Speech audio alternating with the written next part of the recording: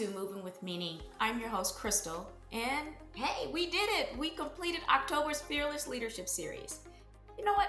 I think it is fitting that we have our November's series wrap everything we've talked about this season all up into a nice little gift box. So, welcome to the Becoming series. This month, we're not chasing goals, we're pausing for growth. This series invites leaders to reflect not just on what they've accomplished, but on how they've changed. It's a journey of releasing old narratives, embracing hard-earned lessons, and honoring every step of your becoming. Hey, sometimes the next version of you isn't learning something new, it's letting go of who you had to be. See, growth isn't just about adding new chapters. It's really about learning when to close the old ones with grace. Today's episode, Who I Was, is about something most leaders skip over in the growth process: grief. Not the kind that follows loss in the traditional sense, but the quiet grief that comes with evolution, the mourning of your former self. You know, the fixer who made sure everything was handled before she was. The perfectionist who kept the plate spinning while quietly burning out. The over-doer who earned her worth by running on empty. Those versions of you weren't wrong. They were required. They got you through seasons where survival was success. And you know what? We rarely talk about it, but transformation requires a form of emotional release. Growth often starts with grief, because you can't step into who you're becoming while still clinging to who you had to be. I know, deep yet exciting. All right, in today's conversation, we're going to be covering 3 key reflections: recognizing outdated leadership identities, the fixer, the perfectionist, the overdoer, and how they once served you but now stunt you. Why growth often starts with grief, the emotional release that makes space for new capacity, and honoring the survival strategies that no longer serve. Gratitude, not guilt, for the roles you've outgrown. Hey, you know what?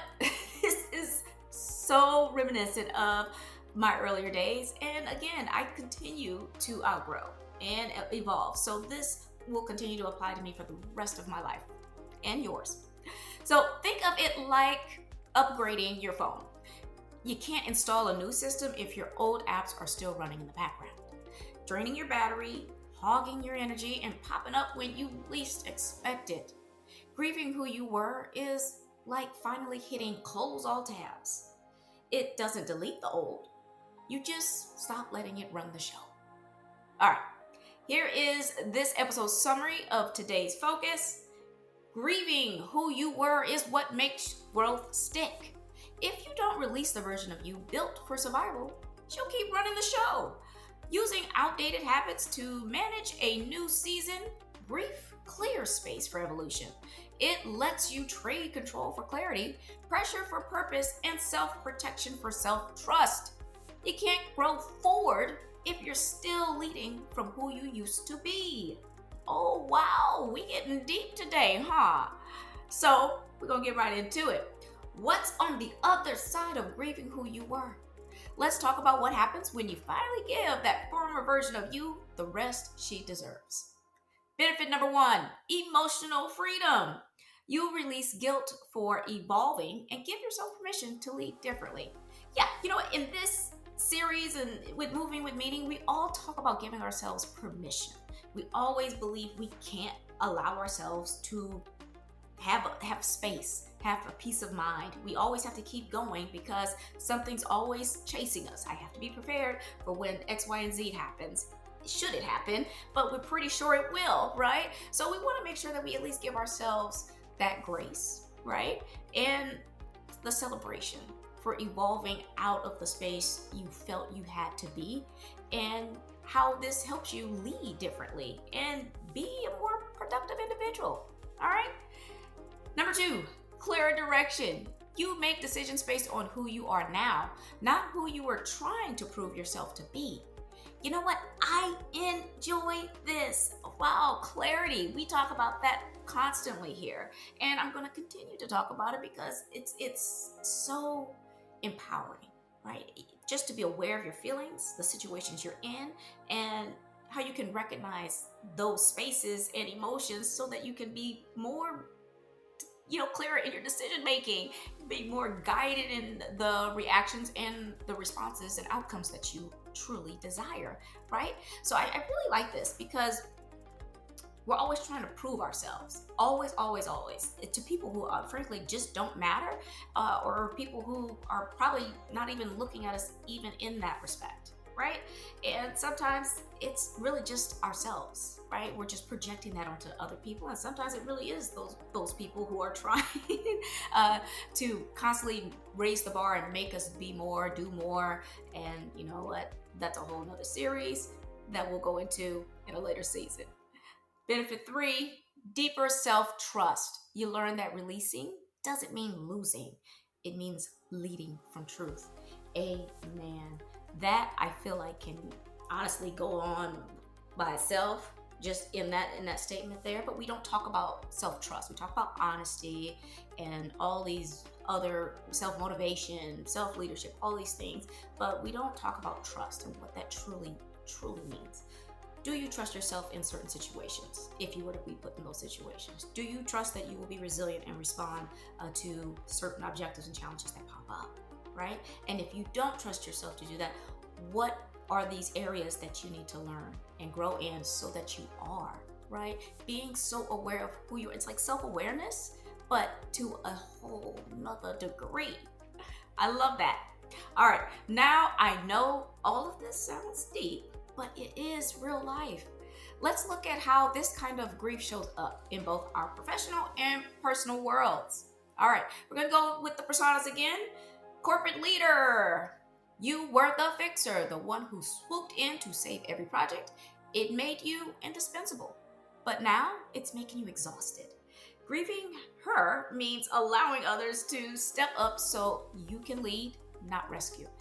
Yes, and this happened a lot in consulting world where they would pull me off a project and pull me into another one. I mean, really fast. I need you to fix X, Y, and Z. And that was just because the type of background that I had all of the components and then my reputation as well. But I'm telling you, to save a project that has gone bad, it's like you have to do triple or quadruple the work in the same amount of time that you had originally, because you have to literally recover lost time, and sometimes it's months, sometimes it's a year. I mean, there are certain places and times and emotions that go through all that, because it's like, wow, my reputation says that, so I feel like I have to do all these things. And my reputation was built on fixing. It was never built on coming in and starting something from the ground up and informing people and like seeing it succeed. I mean, yeah, in a sense, it does make you indispensable, but it also does make you expendable, because you can go into different environments and thrive anywhere. So who is the first person on every team that's going to get let go? The one who's going to be able to thrive anywhere. It doesn't mean that it's right? But it's letting you know, if anything, that you've outgrown what we need you for here, right? And with your talent and your skills, you can go anywhere and get something. These other people don't. They need to stay here. They need to grow. There's more for them that we can offer. And that's what you got to turn your head into, because no one likes to feel like they're expendable because they have higher expertise and things of that nature, right? You feel like you're still left. And so this is emotional for a lot of folks. So you want to make sure that you start to kind of look at this and say, okay, have I done everything that I needed to do here? And have I outgrown that, right? And also, do I also need to constantly save? What can I do better by not doing all the work, but how can I coach and mentor and lead, right? So that I'm not constantly trying to save everybody. You feel responsible for them, right? And there's a whole lot of that, but you also handicap them because they start to lean on you and they do not learn. They lean, not learn. All right, the next one we're going to go through is the entrepreneur. So you built your business in survival mode. Late nights, every hat, every hustle. Now you're scaling and it feels uncomfortable to delegate. That discomfort, it's grief for the identity that equated chaos with control. So yeah, when you're the entrepreneur, and I think I had an episode, I did in my very first podcast, Moving With Me, in the podcast episode. And that gentleman is an entrepreneur in and out. And he was basically said for years, you're going to be every role. You're going to be HR, you're going to be customer service, you're going to be the accountant and handling your finances, you're going to be in operations, doing the work, managing it, and you're going to have to do that, right? And it is going to require a lot of grit, a lot of resilience, a lot of hustle, a lot of commitment, a lot of capacity, right? And so when you get to a point where you're like, whoa, I'm big enough to start adding people and now I can delegate, well, you get uncomfortable with that because it's like, I don't know if they're doing it the way I want to do it, right? It's my way, right? And you're not letting them do it their way. And maybe their way is a different perspective, but you're so tied into all that control and all the chaos that you get really unsettled. So I tell you what, give them a chance, give them a try, explain to them how you like things to work, right? And also say, hey, look, but I also like autonomy. I like creativity. So put your spin on it. Just as long as these objectives get done, don't mind how you do it. So it doesn't always have to be your way, just as long as the end results come the way that you want, right? You want customer satisfaction. You want great customer service, all of those things, great reputation and reviews, all those things, okay? So maybe start with objectives and not just the way and how to do things. See if it works. All right, last one we have is the parent or partner. You were the caretaker who held it all together. Grieving her means realizing you can still care deeply without carrying everything. Yes. And now this is going to be me both as a parent and as a daughter, the oldest daughter. With my parents, a lot of their challenges, their issues, things like that, they tend to kind of come to me, right, about everything. They don't go to my brother, my younger sibling, or anything. He doesn't have to deal with that, and it's a burden, it's a weight. And then you get guilty when you're like, look, I can't do all this. Y'all grown people, go figure that out. Like, you raised me with all of this responsibility and independence. I know you got something in there with you, but I get it. Then sometimes they get tired and they're just like, look, I've been thinking for 45, 50, 60 years. I'm tired. I just need somebody to help me out. Just want things. But you got to understand, right? You can't do everything. And it's not your responsibility, right? That's transactional, okay? That's conditional. And we all want unconditional love, right? And we want to make sure that we're able to say no without guilt, no with grace, right? And know that when you're saying no, it's not saying, I don't care about you. It's not saying any of those things. It's saying, I love you so much, but I love me more. And we have to work through this in a way that does not hold each of us back, right? What's going to work for us both, right? So you know what? Hey, it is something that we all go through. Even the caretaker world is, it's difficult, right? So getting older and having to take care of your parents and the loved ones that you have, try to open that line of communication and prepare as much as you possibly can. Do it now. Do it now. If you have it, don't wait. Let's see. Okay, so if this release is so freeing, why don't we do it more often? Let's talk about what makes this kind of grief so hard to face. Yes, frustration number one, we confuse release with rejection. So we think letting go means she was wrong, when really it means she was enough for them.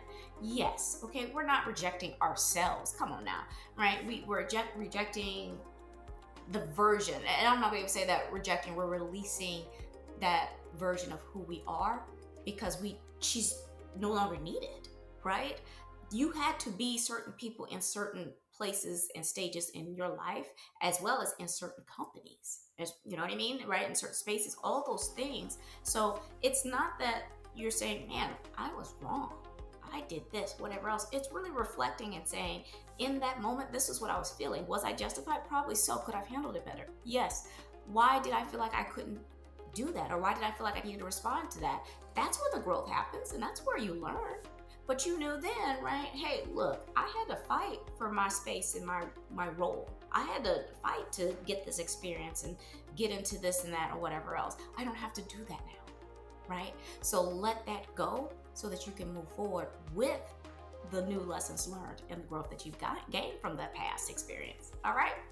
Number two, we crave familiarity. Even toxic comfort is still comfort. Yes. So it's interesting because we put these adjectives inside of words. And it sounds like it's like a oxymoron. type of scenario that we put together there, because it's like, who would say being comforted negatively is still considered to be comfort? I mean, yes, if you haven't changed your mindset and you're used to that kind of behavior and that kind of culture, used to leading with fear and putting others down so that this makes you feel better and that it makes you, look at yourself and not feel so bad for being a certain way or whatever. Like, don't do that. Like, it's one of those things where when you're leading by fear, everyone knows it. Because no one would do that if they were confident in not only their skills, but confident in the skills of others, and where these people can fill in the gaps that they don't have. There isn't going to be anyone that's all knowing. Like, it's not there. Trust me. I've been in several different solutions and scenarios and industries. You're not going to find one like just great person that just knock everything out and just knows everything. You're not supposed to. Why else would you hire other individuals to take on that, that role, right? If that's what they thrive in and that's their expertise and specialty, let them have it. But it's hard when that's something new. It's hard to let go when you've been doing something for so long that you just know, even if it's wrong. All right. Next one and last, we fear the void. The space between who we were and who we're becoming can feel disorienting, and that uncertainty scares even the bravest leaders. Don't it though? And it does. Yes, it's very scary. We talk about uncertainty a lot, and no one likes to go into the unknown. No one. We want to make sure that we've checked all the boxes, but sometimes, I always say this, but sometimes it's just a leap of faith. You've done all you can, but you know where you are, it ain't it. It's somewhere else out there, and I got to go, right? And you do what you have to do to prepare yourselves and things like that. And sometimes there are times where I took a leap of faith, and I had nowhere else to go. I was pregnant with my second daughter, I was pregnant with my second child, my daughter, but I was working in a very toxic environment, work culture, and it was just making me sick. It was causing complications with my pregnancy, and at that time, my husband at the time, he was laid off, and so I was literally voluntarily quitting, which was going to take away my health insurance. It was going to put us behind on our bills again, and effectively, it was going to make us homeless, and I was going to have to figure. I knew I was putting him in a position that I did not want to be in, but I knew I couldn't do that. And I'm not going to lie, I left. I didn't have anything in hand. I kid you not, 2 months later, I had a job. It relocated us, and it was the beginning of who I am today. I didn't know that then, but I said, I can't be here, right? Because this ain't it. This ain't for me, right? And I'm growing into something more than this. And this, I can't spend another moment. I can't give them any more of who I am and the value that I bring based on this kind of treatment. So join that void, look forward to it, and see where it takes you. All right, look, we got some good news. You can move through this with compassion and clarity. Here's how to start making peace with your past self today. Strategy number 1, name and thank her. Write down who that version of you was, what she taught you, and what you're releasing from. Gratitude begins with closure. Yeah, I mean, not only does it begin with closure, it brings it, to be quite frank with you. So name who that person was. I mean, for me, it was this ultra ego person, right? Or it was this, I don't want to say ego individual. It was this ultra defensive and bitter individual. And I'm not going to lie, that helped me through a lot of things, because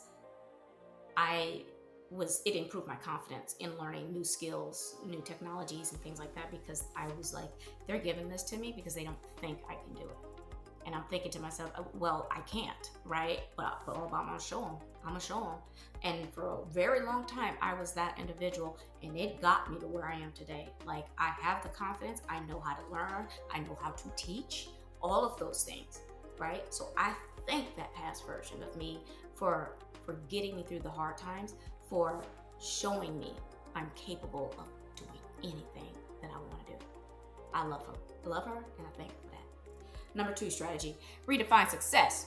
What used to mean winning might now mean, well, right? So let your metrics evolve. We talked about, again, in the past series, or I think it was August, maybe September, one of the two. But we talked about metrics and measuring success, right? So again, maybe at that time it was, and for me it was like, how many data disciplines could I get exposed to? And I got to the point where I'm like, look, I'm tired. Like, I don't think I need to learn anymore. I don't feel like I want to learn anymore. I think I just want to thrive and strategize and continue to hone on what I know. Like, I feel like I'm good to go as far as experience and expertise in technology. So me getting more experience in the technology wasn't as great anymore if I couldn't bring that to a company and watch it build and grow over time. So for me, it's more about putting something together meaningful the right way and having it last. That is now my metric. And you know what? I'm still on that train, trying to figure it out. Hey, you know what? Your girl getting there close. I'm getting close every time. All right, last strategy. Practice the pause. Yes, we did say before there was power in the pause. So let's talk about practicing it. When your old instincts kick in, fixing, proving, overdoing, pause and ask, is this who I am now or who I was then, right? Very important to, again, be aware. Remember I told you, like, curiosity crafts change. I cannot emphasize that more than ever, right? Is to really stop and say, why am I feeling this way? And the moment that I start, and I've had this moment where I literally recognized myself getting to the point where I'll be like, I'll do it myself, right? Because I'm struggling with a difficult developer or something like that, and I can't get them to understand what I need them to do. And so I had to really hold back of me saying, you know what, I'll just do it myself, right? Because that ain't the answer, right? You're not going to get away for doing something in a way that you are not wanting to do just because you don't want to do it, right? You're not in that position to make those kinds of decisions. So I have to be, and that's just one scenario. Another one was like, I'll do it myself because it's taking me too long to train someone or whatever. Whatever the case is, I make sure that I stop. I literally will start to type something or open my mouth and I stop in that micro moment and say, wait, I'm about to say I'm gonna do it. No, that's who I was because my reputation on the line. But now my reputation is all about training, mentoring, and creating additional professionals that are just as experienced. I will be doing a disservice to this individual if I go and do it. So now, hey, I implore you to do the same thing. Now we've covered the benefits, the challenges, and the strategies, and now I want to set you off into the week with this final reminder. Becoming isn't about abandoning your past self. It's about appreciating her hustle and knowing when to hand her the mic for the final bow. So this week, when you feel yourself slipping into old patterns, whisper this truth. Growth begins when you thank the version of you who got you this far and gently let her rest. Yeah, I like that. Let her rest. You're not losing her. You're leading from everything she taught you. And that is what it means to move with meaning. As a reminder, if you want more of me that delve into deeper topics, check out my podcast, Moving With Me Podcast. I'm on Amazon Music, Apple Podcasts, Spotify, and YouTube Music. Check out my website, movingwithmeaning.com. Also, if you are interested in my path to emotional resilience, I wrote my business memoir that takes you on my 8-year journey in a tough competitive environment. You can find it on Amazon by the title, Embrace the Code, Cultivating Emotional Resilience in a Tough IT Culture. Here is my graphic with all of my social media connections. Hit your girl up or just follow along. Maybe something will pop out to you. Also, if you are particularly inspired by any of my conversations or episodes and think this would be a good match for your next event, I'm your gal, I'll speak. Or you're interested in converting this into a workshop, I got you covered. I teach. Perhaps this is right in line with your own experience and want to partner with me to add a bit more oxygen to that spark. I'm a coach. Maybe finding the right words for your own memoir or ebook as you're all balled up in knots. Well, I'm the ghostwriter that can put your thoughts and ideas to paper. If any of those strike your interest and you just want to talk opportunities, that's okay. Take the first step and book me completely free using this QR code. All right, I enjoyed y'all today. That is the time this week for Moving with Meaning. I tell you what, when that old version shows up, don't shame her, thank her. She was just doing her job. Let's carry that energy forward. Until I see you again, just keep moving.